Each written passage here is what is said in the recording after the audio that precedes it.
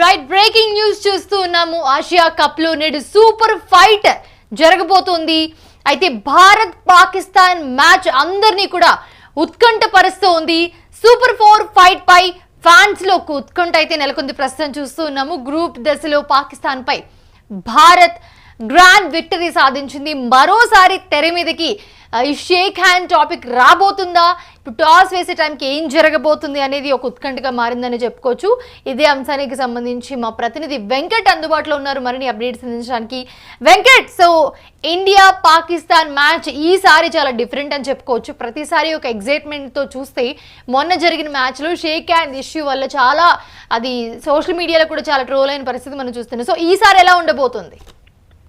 ఖచ్చితంగా పాకిస్తాన్ తో అయితే షేక్ హ్యాండ్ ఇవ్వడానికి భారత ఆటగాళ్లు కానీ భారత క్రికెట్ కంట్రోల్ బోర్డు కానీ సిద్ధంగా లేదు. ఎందుకంటే క్రికెట్ కంటే కూడా సైనికుల మనోభావాలు, లేదంటే అక్కడ ఉగ్రవాదుల దాడుల్లో అంటే పాకిస్తాన్ ప్రేరేపిత ఉగ్రవాదుల దాడుల్లో ప్రాణాలు కోల్పోయినటువంటి సామాన్య ప్రజల మనోభావాలను దృష్టిలో పెట్టుకుని ఇక్కడ వ్యవహరించాల్సి ఉంటుంది. ఖచ్చితంగా భారత క్రికెట్ కంట్రోల్ బోర్డు కానీ భారత క్రికెట్ జట్టు కానీ కెప్టెన్ సూర్యకుమార్ యాదవ్ కానీ అదే విధంగా ప్రవర్తించారు.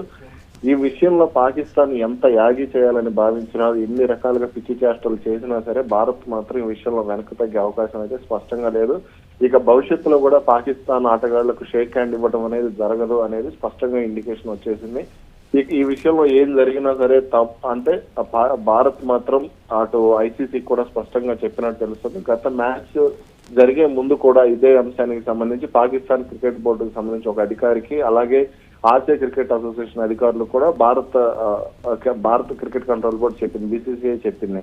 సో ఇప్పుడు కూడా అదే కంటిన్యూ అవుతుంది, అదే కంటిన్యూ అవబోతుంది కూడా. అంటే ఇక్కడ ఇంకొకటి కూడా ఉంది. ఈ గేమ్ ను అంటే ఈ మ్యాచ్ ఏదైతే ఉందో లాస్ట్ టైం మనం చూసాము, ఎవరైతే ఈ వివాదానికి కారణమయ్యారో వాళ్ళని యాండీ సో వాళ్ళని ఇప్పుడు కొనసాగించడంపై పాక్ ఎలాంటి ఇండికేషన్స్ ఇస్తుంది అని అనుకోవచ్చు మనం? ఎస్, ఖచ్చితంగా యాండీ పైక్రాఫ్ట్ విషయంలో పాకిస్తాన్ క్రికెట్ కంట్రోల్ బోర్డు గతంలో అభ్యంతరం వ్యక్తం చేసింది. అంటే భారత్ అతను మొదటి మ్యాచ్ జరిగిన సమయంలో అంటే సెప్టెంబర్ 14వ తారీఖున జరిగినటువంటి మ్యాచ్ లో అతను పాకిస్తాన్ కు వ్యతిరేకంగా భారత్ కు అనుకూలంగా వ్యవహరించాడు. షేక్ హ్యాండ్ విషయంలో అతను ఐసీసీ ప్రవర్తన నియమావళిని ఉల్లంఘించాడు. అలాగే సాంప్రదాయ పద్ధతులను కొనసాగించే విషయంలో భారత్ కు అనుకూలంగా వ్యవహరించి పాకిస్తాన్ అవమానపరిచాడు. కాబట్టి అతను అసలు మ్యాచ్ రెఫరీగా కొనసాగొద్దు, ఆసియా కప్ సంబంధించి అతని రెఫరీ ప్యానల్ నుంచి తొలగించాలంటూ కూడా పాకిస్తాన్ డిమాండ్ చేసింది. ఇదే డిమాండ్ ను తర్వాత యుఏఈతో జరిగినటువంటి మ్యాచ్ లో కూడా అదే డిమాండ్ కంటిన్యూ చేస్తే టాస్ కూడా రాని పరిస్థితి ఏర్పడింది. అయితే ఆ తర్వాత టాస్క్ రాకపోవడంపై ఐసీసీ సీరియస్ కావడం, మీకు భారీ జరిమానా విధిస్తామంటూ కూడా ఐసీసీ ప్రవర్తన నియమావళి ప్రకారం వార్నింగ్ ఇచ్చింది. దీనితో ఇప్పుడు మళ్ళీ అదే రెఫరీని కొనసాగిస్తూ యాండీ పైక్రాఫ్ట్ తోని టాస్క్ రావడం జరిగింది. అదే రెఫరీ సమక్షంలో టాస్ వేశారు. దీంతో పాకిస్తాన్ మాటకు ప్రపంచ క్రికెట్ లో విలువ లేదు, ఐసీసీ విలువ ఇవ్వడం లేదు అనేది స్పష్టంగా అర్థమైంది. మీరేం చేసుకుంటారో చేసుకోండి, మేము మాత్రం ఇలాగే వ్యవహరిస్తామంటూ కూడా ఐసీసీ స్పష్టంగా చెప్పింది. ఇది ఖచ్చితంగా మంచి పద్ధతి అని చెప్పుకోవాలి. ఎందుకంటే ఇక్కడ రెండు దేశాలు అంటే క్రికెట్ కంటే కూడా క్రీడల కంటే కూడా ప్రజల మనోభావాలు ఇంపార్టెంట్. దీనికి ఐసీసీ విలువ ఇవ్వడాన్ని ఖచ్చితంగా మనం సమర్థించవచ్చు. ఈ విషయంలో పాకిస్తాన్ కు అటు ప్రపంచ వేరే జట్ల నుంచి కూడా పెద్దగా మద్దతు అయితే రాలేదు. అటు శ్రీలంక నుంచి మద్దతు కోరే ప్రయత్నం చేసినా, దుబాయ్ నుంచి మద్దతు కోరే ప్రయత్నం చేసినా కానీ అది సఫలం కాలేదు. కాబట్టి పాకిస్తాన్ పప్పులు ఉడకవు అనే దానికి ఐసీసీ స్పష్టంగా క్లారిటీ ఇచ్చింది. రైట్, సో ఒక్కసారి మనం మ్యాచ్ గురించి మాట్లాడుకుంటే కనుక, సో ఇప్పుడు భారత్ పాకిస్తాన్ మ్యాచ్ అంటే అసలు మామూలు ఎగ్జైట్మెంట్ ఉండదు. సో అందరూ ఖచ్చితంగా టీవీల ముందే కూర్చుంటారు. సో ఎటువైపు విన్నింగ్ ఉండే అవకాశం ఎక్కువగా కనిపిస్తుంది? ఎలా చూడొచ్చు అంటారు అసలు ఈ మ్యాచ్ని లాస్ట్ మ్యాచ్తో కంపేర్ చేస్తే? సో ఇప్పుడు ఎలా ఉండబోతుంది అనుకోవచ్చు?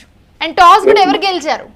ఎస్ మౌనిషా, టాస్ మనమే గెలిచాము, భారత్ గెలిచింది. సూర్యకుమార్ యాదవ్ బౌలింగ్ తీసుకున్నాడు. ఎందుకంటే ఫస్ట్ ఇన్నింగ్స్ లో బౌలింగ్ అనుకూలించే పిచ్ ఇది. ఖచ్చితంగా గత పిచ్ మాదిరిగానే ఉండొచ్చు. అయితే గత పిచ్ కాస్త స్కోర్ కు అనుకూలంగా ఉన్నా సరే భారత్ పగడ్బందీగా కట్టుదిట్టంగా బౌలింగ్ చేయడంతో పాకిస్తాన్ భారీ స్కోర్ చేయలేకపోయింది. కానీ ఆ తర్వాత భారత్ మాత్రం స్వేచ్ఛగా బ్యాటింగ్ చేసి 7 వికెట్ల తేడాతో విజయం సాధించింది. కాబట్టి ఈ మ్యాచ్ లో కూడా భారత్ కే విజయ అవకాశాలు ఉన్నాయి. ఖచ్చితంగా బూమ్రాన్ కానీ, లేదంటే ఇతర ప్లేయర్లను అంటే ఇతర బౌలింగ్ యూనిట్ అక్షర్ పటేల్ కానీ, లేదంటే కుల్దీప్ యాదవ్ కానీ, వరుణ్ చక్రవర్తి కానీ, హార్దిక్ పాండ్యా కానీ, శివం దూబే కానీ, వీళ్ళందరూ కూడా మంచి బౌలింగ్ వేస్తున్నారు. కాబట్టి ఖచ్చితంగా ఇది భారత్ వైపే అనుకూలంగా ఉందని చెప్పుకోవచ్చు. సో మరి ఈసారైనా హర్షదీప్ కి ఛాన్స్ వస్తుందా అసలు?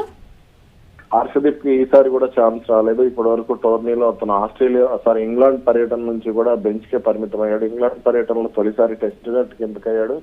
ఈసారి కూడా అతనికి అంటే ఆసియా కప్ లో కూడా అతనికి అవకాశం ఇవ్వలేదు. దీంతో బెంచ్ కే పరిమితం కావాల్సిన పరిస్థితి.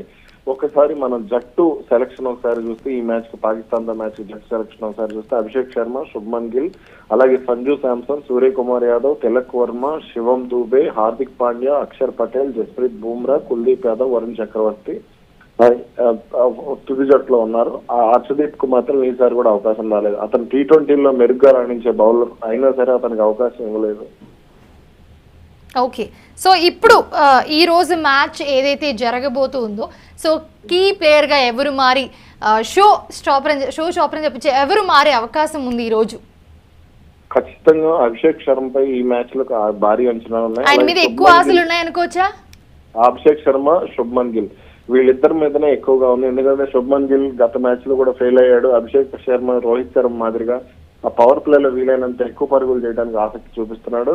అయితే శుభ్మన్ గిల్ మాత్రం కాస్త ఫెయిల్ అయ్యాడని చెప్పుకోవాలి. మొన్న మ్యాచ్ లో ఫెయిల్ అయ్యాడు. పాకిస్తాన్ మ్యాచ్ లో కూడా పెద్దగా రాణించలేదని చెప్పుకోవాలి.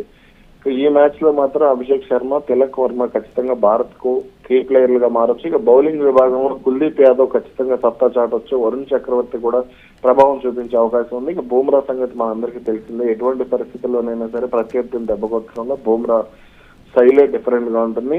కాబట్టి బ్యాటింగ్ లో అభిషేక్ శర్మ, బౌలింగ్ లో కుల్దీప్ యాదవ్, వరుణ్ చక్రవర్తి ఈ మ్యాచ్ లో కీలకంగా మారే అవకాశం.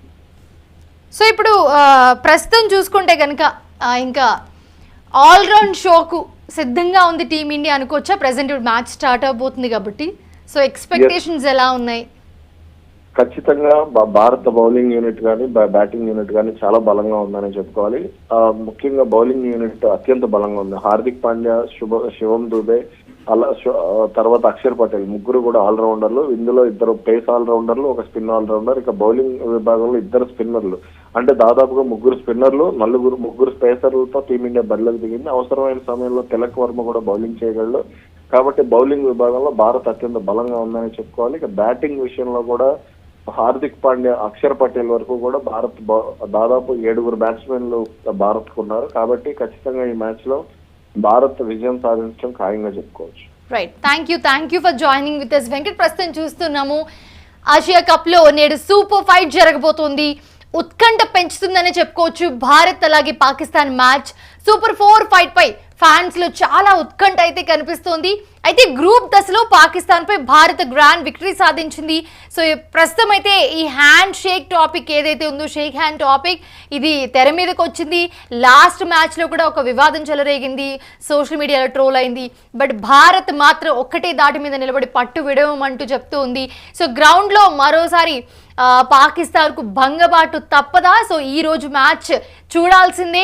సో ఈ రోజు మ్యాచ్ చూసిన తర్వాత ఆల్రౌండ్ పర్ఫార్మెన్స్ ఇవ్వడానికి, ఈ ఆల్రౌండ్ షో ఇవ్వడానికి టీమిండియా కూడా చాలా సంసిద్ధంగా ఉన్నట్లుగానే మనకు కనిపిస్తోంది.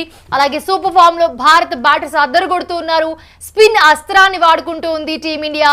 భారత్ ను ఎదుర్కొనేందుకు పాకిస్తాన్ ఒక విధంగా భయపడుతుందని చెప్పుకోవచ్చు. అయితే బ్యాటింగ్ బౌలింగ్ విభాగాల్లో తేలిపోతుంది పాక్. సో చూడాలి మరి ఈ రోజు మ్యాచ్ లో ఏం జరుగుతుంది, ఎవరు అద్భుతంగా రాణిస్తారు, సో ఎవరు షో స్టాపర్ గా నిలుస్తారనేది ఈ మ్యాచ్ లో చూడాలి.